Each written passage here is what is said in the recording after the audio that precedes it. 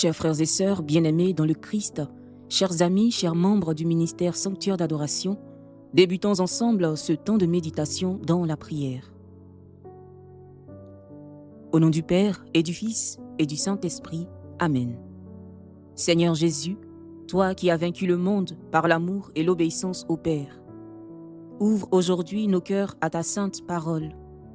Dans nos fatigues, dans nos combats intérieurs, dans nos inquiétudes silencieuses, viens déposer ta paix. Esprit Saint, lumière des consciences, viens éclairer nos intelligences, afin que nous comprenions les saintes Écritures et que cette méditation ne reste pas seulement une belle parole, mais qu'elle devienne une vie transformée. Sainte Vierge Marie, Mère de l'Église, apprends-nous à garder la paix, même au pied de la croix, par Jésus le Christ notre Seigneur.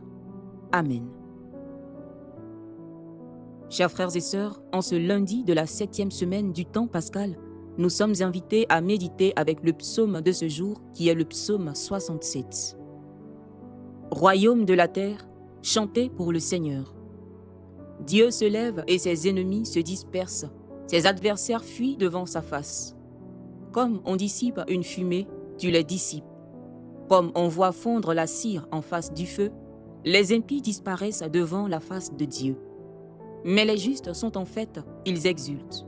Devant la face de Dieu, ils dansent de joie. Chantez pour Dieu, jouez pour son nom. Frayez la route à celui qui chevauche les nuées. Son nom est le Seigneur. Dansez devant sa face. Père des orphelins, défenseur des veuves, tel est Dieu dans sa sainte demeure. À l'isolé, Dieu accorde une maison. Aux captifs, il rend la liberté. Royaume de la terre, chantez pour le Seigneur. Famille bien-aimée, le psaume que nous venons d'écouter nous montre un Dieu qui agit. Un Dieu vivant, un Dieu qui marche devant son peuple. Le psalmiste proclame, et je cite à nouveau, « Le Père des orphelins, le défenseur des veuves, c'est Dieu dans sa sainte demeure. » Quelle parole bouleversante! Dans les Saintes Écritures, l'orphelin et la veuve représentent les personnes fragiles, les personnes oubliées et sans défense. Et le psaume nous révèle que Dieu prend personnellement leur cause en main. L'Église a toujours insisté sur cette proximité de Dieu avec les pauvres et les blessés de la vie. Le catéchisme de l'Église catholique rappelle au numéro 2448 que Dieu manifeste une sollicitude particulière envers les pauvres. Oui, bien-aimés frères, bien-aimées sœurs, notre Dieu n'est pas indifférent. Il voit cette mère qui pleure seule. Il voit ce jeune qui lutte contre une addiction cachée. Il voit ce père de famille découragé par le chômage. Dieu voit cette personne qui sourit devant tout le monde, mais qui s'effondre intérieurement. Et pourtant, au milieu de ces réalités parfois lourdes, le psaume nous invite à la joie. Les justes sont en fête, ils exultent. Devant la face de Dieu, ils dansent de joie. Mais comment se réjouir lorsque tout semble difficile ? La réponse nous est donnée, frères et sœurs, dans le texte de l'évangile de ce jour. Nous sommes en Jean, au chapitre 16, les versets 29 à 33. Le Seigneur Jésus dit à ses disciples, « Dans le monde, vous aurez à souffrir, mais courage. Moi, j'ai vaincu le monde. Moi, je suis vainqueur du monde. » Remarquons bien, le Seigneur Jésus ne promet pas une vie sans combat. Le christianisme, bien-aimé, n'est pas une fuite des difficultés. Ce n'est pas une anesthésie spirituelle. Le Christ ne ment jamais à ses disciples. La paix que Jésus donne n'est pas l'absence de tempête, c'est sa présence au cœur même de la tempête. Et dans ce passage de l'Évangile, les disciples pensent avoir enfin tout compris.